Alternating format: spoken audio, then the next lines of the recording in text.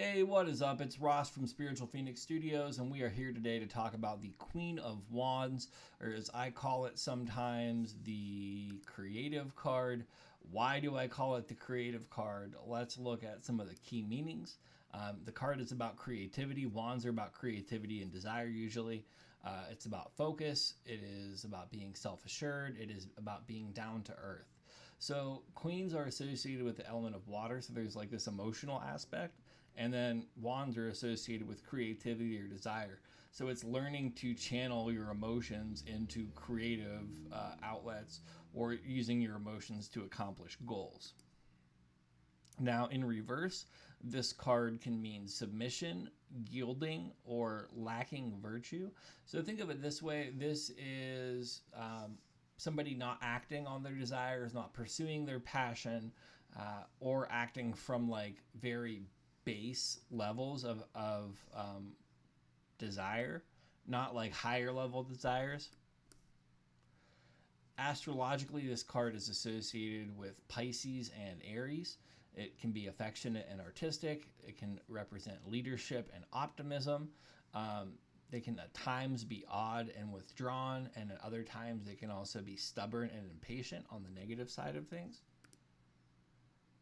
Elementally, this card is associated with water, like all queens are. Like I had said earlier, water is associated with spiritual energy, emotional energy, compassion, being intuitive and empathic, and being genuine and heartfelt.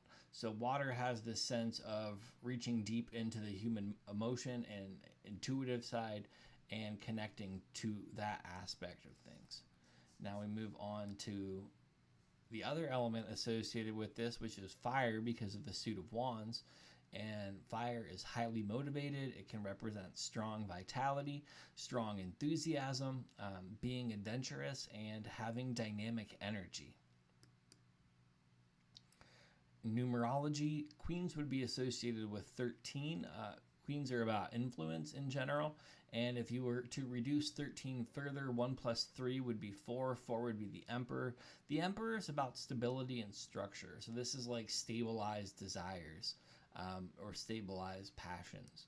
When we move on to key concepts associated with this card, this is a social and driven creative person. So somebody who really strongly enjoys talking and expressing themselves creatively.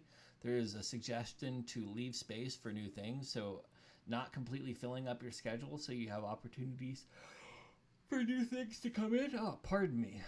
Another meaning of this card is step into your power now. So stepping into your power and claiming your own agency and power.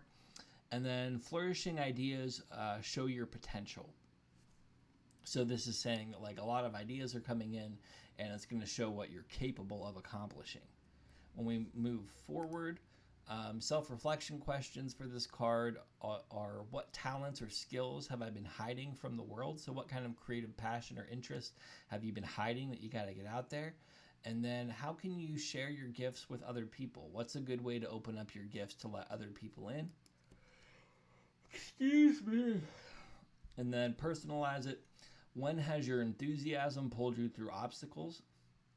So when has being excited about something gotten you through the difficult parts? And then when have you felt motivated by a creative process? When has like the creative process of something got you excited and intrigued and interested?